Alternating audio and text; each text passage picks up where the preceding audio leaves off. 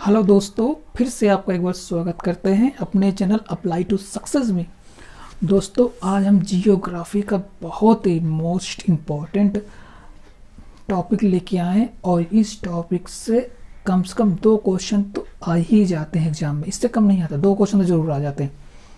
बहुत most important topic लेके आए और इसे पूरा लास्ट तक देखिए। नहीं पसंद है तो आप बिल्कुल आप इसको अनलाइक कर दीजिए, लेकिन आप इसको पूरा देखिए, क्योंकि ये वीडियो आपको हर हाल में तो 1 नंबर तो दिला ही देगा दोस्तों, इससे कम नहीं दिलाएगा। 100% ही आता है। और दोस्तों, आप लोग जानते हैं कि एग्ज़ाम में एक एक नंबर की कितनी वैल्यू होती है।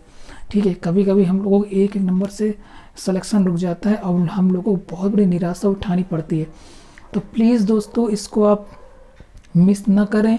ठीक है, इसको आप पूरा लास्ट तक देखिए और इस वीडियो से अपने आने वाले एग्ज़ाम में अपने 1 या 2 नंबर पक्के कर लीजिए। तो दोस्तों, अब शुरू करते हैं अप्लाई टू सक्सेस का वीडियो।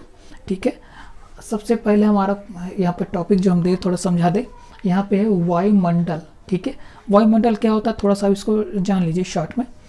पृथ्वी के चारों ओर सैकड़ों किलोमीटर की मोटाई वाली गैसीय आवरण को वायुमंडल कहते हैं। ठीक, ये हो गया। अब इसके बाद जैसे ये पृथ्वी है, देखिए यहाँ पर गोलाकार की पृथ्वी बनी हुई है। अब इसके चारों तरफ वायुमंडल हवा होती है। इसको एक वायुमंडल यानी एक गैस और हवा, वाष्प, ओजोन, ये सारी इसमें आसपास मिलकर इसको घेर लेती है। ठीक, इससे हमारी पृथ्वी क्या है, प्रोटेक्ट होती है। अगर बाहर से कोई भी उल्का पिंड अगर पृथ्वी की तरफ आता है तो वो इस गैसीय आवरण से होकर निकलता है। ठीक है, और जब यहाँ से निकलेगा तो घर्षण होगा। अब जो दो चीज़ें आपस में टकराएंगी तो वहाँ क्या निकलती है, आग या चिंगारी निकलती है। तो ये क्या होता है, जलते जलते भस्म हो जाता है। जो छोटे टुकड़े होते हैं वो आके पृथ्वी में गिर जाते हैं। वैसे पृथ्वी में तो महासागर बहुत बड़ा है, इसलिए महासागर में ही ज़्यादा से ज़्यादा गिरते हैं। पृथ्वी में बहुत ही इक्का दुक्की कभी कभी जो है न्यूज़ या खबरों में पढ़ने को मिल जाता है। तो ये इंपॉर्टेंट टॉपिक था, थोड़ा सा हमने आपको बता दिया। अब शुरू करते हैं। वायुमंडल में पाई जाने वाली गैसें, कौन कौन सी गैसें पाई जाती हैं, कितनी मात्रा में पाई जाती हैं, सबसे ज़्यादा परसेंटेज किसका होता है, ये जानना आपका बहुत ज़्यादा ज़रूरी है। तो शुरू करते हैं। गैस, यहाँ पर मात्रा जो दिया प्रतिशत में दिया हुआ है। सबसे ज़्यादा जो गैस पाई जाती है इस वायुमंडल में वो है नाइट्रोजन। लगभग पाई जाती है 78.08, इतनी गैस पाई जाती है। ठीक है, सबसे ज़्यादा नाइट्रोजन पाई जाती है। इसके बाद दूसरा नंबर आता है ऑक्सीजन का। ऑक्सीजन पाई जाती है 20.9। फिर आर्गन कितना पाया जाता है 0.33। Carbon dioxide 0.03। नियान 0.0018। हीलियम 0.0005। ओजोन बहुत इंपॉर्टेंट गैस है, इसके बिना अगर ये ना होती तो शायद पृथ्वी का कुछ और ही माहौल होता। ठीक है, ओजोन ये 0.3, 4 बार यहाँ पर 0 है और यहाँ पर 6। हाइड्रोजन बहुत इंपॉर्टेंट है ये भी। ठीक है, 0.0005। मीथेन ये न्यूनतम मात्रा में पाई जाती है। ठीक है, मीथेन, क्रिप्टॉन और जीनॉन ये न्यूनतम प्रतिशत में पाई जाती है। अब जो क्वेश्चन बनते हैं वो क्या बनते हैं, सबसे पहला हमारा क्वेश्चन बनता है कि वायुमंडल में सबसे ज़्यादा गैस कौन सी पाई जाती है, तो नाइट्रोजन। और इसके बाद हमारा दूसरा क्वेश्चन बन जाता है ऑक्सीजन का। ऑक्सीजन का भी पूछ लेता है कि पृथ्वी के वायुमंडल में ऑक्सीजन कितनी पाई जाती है। ठीक है, या फिर इसका स्थान कौन सा है। तो अब ये परसेंटेज भी याद कर लीजिए और इसका स्थान है नंबर 2। इसके बाद जो गैस पूछी जाती है एग्जाम में वो पूछी जाती है कार्बन डाइऑक्साइड के बारे में। यह तो उसका स्थान पूछ लेगा कि उसका क्रम से कौन से नंबर है या फिर कितनी पाई जाती है, ये पूछ ले जाता है। ठीक है, तो इसका क्रम देखा जाए तो चौथा है और जो गैस पाई जाती है वो पाई जाती है 0.03। तो दोस्तों काफ़ी इंपॉर्टेंट था, इसलिए हमने इसको लिया हुआ है, क्योंकि आने वाले एग्जाम में खासकर रेलवे में तो ये क्वेश्चन एक अचूक रामबाण की तरह है। अगर आप पढ़ जाएंगे तो रेलवे में तो टैग पक्का कर देगा। हो सकता है इससे 3 क्वेश्चन भी आपके बन जाए। ठीक है, अच्छा अब आते हैं यहाँ से। अब आते पृथ्वी की आंतरिक परतें। पृथ्वी की आंतरिक परतों के बारे में थोड़ा जानते हैं। यहाँ पे हमने पृथ्वी बनाई है। ठीक है, और इसको काट के हमने बताया है कि यहाँ पर ये 5 लेयर में बांटी गई हैं। यहाँ पर गहराई किलोमीटर में दी हुई है और ये यहाँ पर परत नंबर 1 में हमारा देखते हैं 0 से लेकर 35 किलोमीटर की जो परत है। अगर मान लीजिए हम गड्ढा ले फरवा ले लिया, खोद डाला अंदर तक, तो 0 से लेकर अगर 35 किलोमीटर तक हम खुदाई करते हैं तो वो किस लेयर में उसको गिना जाएगा? उसको गिना जाएगा भूपर्पटी या क्रस्ट में गिना जाएगा, ठीक है। यानी भूपर्पटी और क्रस्ट की जो गहराई होती है, यानी गहराई अगर मोटी मान लें तो होती है 35 किलोमीटर। अब 35 किलोमीटर के बाद हम खोदते हैं, तो अगर 35 लेकर 60 तक उसकी लेयर देखें और नीचे गहराई तक, तो जो उसकी लेयर होती है उसको बोलते हैं ऊपरी भूपर्पटी, ठीक। अब 60 से लेकर 2890 किलोमीटर तक अगर हम पहुँचते हैं, ठीक है, तो वो उसको क्या कहेंगे? मेटल। वहाँ पे हमें धातुएं मिलना चालू हो जाएंगी, ठीक है। लोहा है, गोल्ड है, वैसे तो नॉर्मली इससे कम में भी मिलती हैं, लेकिन अगर इतनी गहराई में जाएंगे तब तो हमको भरपूर मात्रा में आसानी से मिलेगी, ठीक है। लेकिन बहुत गर्म मात्रा में मिलेगी, इतनी गर्म होगी कि उंगली लगाते ही हम लोग भस्म हो जाएंगे, ठीक, इतनी गर्म होती है। अच्छा, आगे देखते हैं।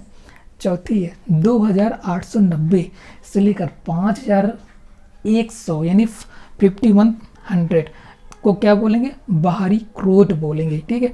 और 5100 से लेकर 6378 तक के जो गहराई होगी उसको क्या बोलेंगे? आंतरिक कोट। ये आंतरिक कोट बहुत ही ज्वलनशील, बहुत ही गर्म होता है, ठीक है। उससे आपने इसके बारे में काफ़ी पढ़ा भी होगा, ठीक है। लेकिन अफसोस इस बात का है कि हम अभी भी साइंटिस्ट जो हैं ज़्यादा गहरा गड्ढा खोद नहीं पाए। ये तो अनुमान के हिसाब से ही है, लेकिन ज़्यादा जहाँ तक गहराई की बात की जाए तो ज़्यादा अभी गहराई तक हमारे साइंटिस्ट लोग नहीं पहुँच पाए। तो ये काफ़ी इंपॉर्टेंट था, इसलिए आपको दिखा दी। और थोड़ा सा आप इसको भी देख लीजिए। यहाँ पर है वायुमंडल की परतें, ठीक है। वायुमंडल जो परतें उनको 5 भागों में बांटा गया। एक नॉर्मल सी बात है, हो सकता है आप इसको देखिए कहें अरे ये तो हमको आता है, ठीक आता है, लेकिन इसको आप क्लियर कर लीजिए एक बार। देखिए एग्जाम में पूछा कैसे जाता है, थोड़ा सा ये देख लीजिए। एग्जाम में से हम लोग याद करके जाते हैं, क्षोभ मंडल, समताप मंडल, मध्य मंडल याद कर लिए। लेकिन अब एग्जाम में थोड़ा सा वो चालू हो गए हैं जो एग्जाम पेपर सेट करते हैं, वो पता है क्षोभ मंडल और समताप मंडल नहीं देते, वो इंग्लिश वर्जन दे देते हैं। तो इंग्लिश वर्जन याद होना बहुत इंपॉर्टेंट है। तो क्षोभ मंडल को हम इंग्लिश में कहते हैं ट्रोपोस्फेयर। तो ट्रोपोस्फेयर बिल्कुल से याद कर लीजिए, इसकी स्पेलिंग याद कर लीजिए अच्छी तरह से, ठीक है। TROPOSPHERE, troposphere. इंग्लिश में अब ज़्यादा से ज़्यादा हमने एग्जाम में देखा है कि क्षोभ मंडल कहीं देता ही नहीं, सीधा ट्रोपोस्फेयर, स्ट्रेटोस्फेयर, ठीक है, मेसोस्फेयर दे देता है। अब वहाँ पर कन्फ्यूजन हो गया, यार हम तो यार हिंदी याद किया, इंग्लिश तो हमने याद ही नहीं किया। अब आपको दोनों याद करना पड़ेगा, इसलिए हमने इसको फिर से लिया। और देखिए ये हमने बहुत शॉर्टकट में लिए, जो इंपॉर्टेंट पार्ट है हमने उनको ही लिया, बाकी सबको नहीं लिया, ठीक है। अब देखिए क्षोभ मंडल के बारे में देखते हैं। ये पृथ्वी का सबसे निचला एवं संघनतम परत है, सबसे, यानी जमीन से इसको लेते हैं, जिसमें वायु के संपूर्ण भार का 75%, यानी संपूर्ण भाग का 75% इसमें पाया जाता है, ठीक है। ध्रुवों पर इसकी ऊंचाई, जहाँ पर ध्रुवीय क्षेत्र है उनकी ऊंचाई जमीन से कितनी होती है? 8 से 10 किलोमीटर, और तथा विषुवत रेखा पर 18 किलोमीटर होती है, ठीक है। तथा इसकी औसत ऊंचाई कितनी होती है? 14 किलोमीटर।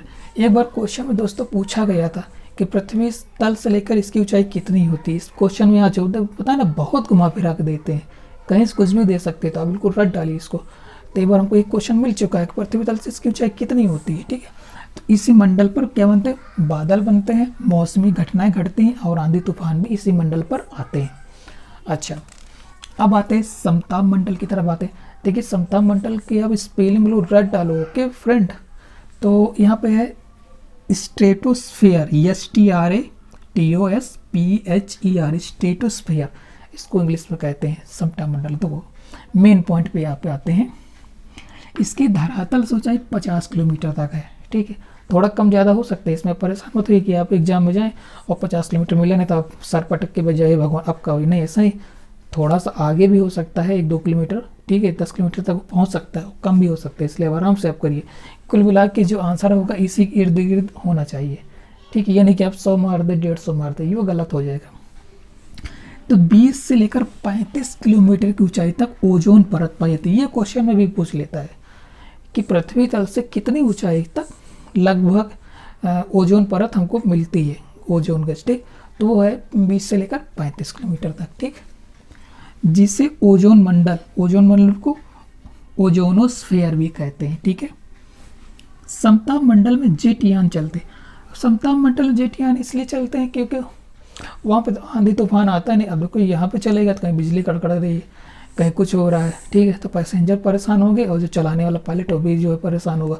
तो सीधा करता है क्या, उड़ान भर के डायरेक्ट वहाँ पहुँच जाता है, बस रिलैक्स होकर चलते रहो, नो टेंशन। नीचे बरसों तो बरसों, लेकिन हम तो सूखे हैं ना, तो उसी का जो पालन यहाँ पर करते हैं पायलट लोग, ठीक है। तो जेठियान चलते हैं। ओजोन को CFC फ्लोरोकार्बन से बहुत नुकसान पहुँचता है। और भी गैसें हैं लेकिन हमने इसको ले लिया बस। आदि गैसें काफ़ी नुकसान पहुँचाती हैं। अच्छा, वो आगे देखते हैं मध्यमंडल। मध्यमंडल को क्या कहते हैं इंग्लिश में, मेसोस्फेयर। उससे अभी तक हमको मध्यमंडल तो नहीं मिला, लेकिन ये दो को मिले, ओजोन, ये ऊंचाई, ठीक, इंग्लिश। इससे हमें कम से कम 5-6 क्वेश्चन बना के मिल चुके हैं अब तक एग्जाम में। अच्छा, मध्यमंडल मेसोस्फेयर, देखो यह समताप मंडल के ऊपर स्थित है, ठीक है, एवं 50 से लेकर 80 किलोमीटर की इसकी के बीच फैला हुआ है। यानी पृथ्वी तल से 50 किलोमीटर से लेकर 80 किलोमीटर के बीच में ये फैला हुआ है। इस मंडल में ऊंचाई के साथ तापमान में कमी होती है। तापमान कम होता है, पहले नीचे तो गर्मी है, लेकिन जैसे पूछेंगे ऊपर ठंडी, पहले आप कांपेंगे, फिर सुखड़ेंगे, फिर आप कड़कड़ा जाएंगे, इतनी सर्दी होती है, ठीक है दोस्तों। तो कमी होती है 80 किलोमीटर की ऊंचाई पर जो तापमान होता है कभी कभी -100 सेंटीग्रेड भी हो जाता है, इतनी ठंडी यहाँ पड़ती है। अच्छा, अब आते हैं आयन मंडल। आयन मंडल बहुत इंपॉर्टेंट है, ठीक है, ये तो कम पूछा जाता है लेकिन ये ज़बरदस्त पूछा जाता है। आयन मंडल को इंग्लिश में क्या कहते हैं, बिल्कुल रट डालो। अब मेन पॉइंट हमने दिया है यहाँ पर। आयन मंडल को कहते हैं आइनोस्फेयर, ठीक है, IONOSPHERE, आइनोस्फेयर। अच्छा, इसे ताप मंडल भी कहा जाता है। इसकी धरातल से ऊंचाई को रट डालो 80 किलोमीटर से लेकर 400 किलोमीटर तक है, ठीक है। इस मंडल में तापमान तेजी से बढ़ता है एवं उत्तरी सीमा तक 1000 सेंटीग्रेड तापमान होता है। इसमें अब देखो, इसमें क्या, इसके ऊपर जाएंगे तो क्या तापमान बढ़ेगा, पहले यहाँ अब गर्मी क्या बढ़ने लगेगी। पृथ्वी से प्रेषित, ये बहुत मेन इंपॉर्टेंट यहाँ पर लाइन है, ठीक है। अक्सर क्वेश्चन से पूछा था कि किस मंडल में पृथ्वी से प्रेषित तरंगे फिर से वापस आ जाती है, वो है आयन मंडल। पृथ्वी से प्रेषित रेडियो तरंग इसी मंडल से परावर्तित यानी वापस पुनः पृथ्वी पर लौट आती है। इसलिए रेडियो जो हम बोलते हैं, रेडियो बहुत इंपॉर्टेंट होता है, ठीक है, रेडियो में ही इसका यूज होता है, तो बिल्कुल रट डालो। अब आते हैं 5वें नंबर पर, वायुमंडल की बात करते हैं, ठीक है। वायुमंडल को कहते हैं एक्सोस्फीयर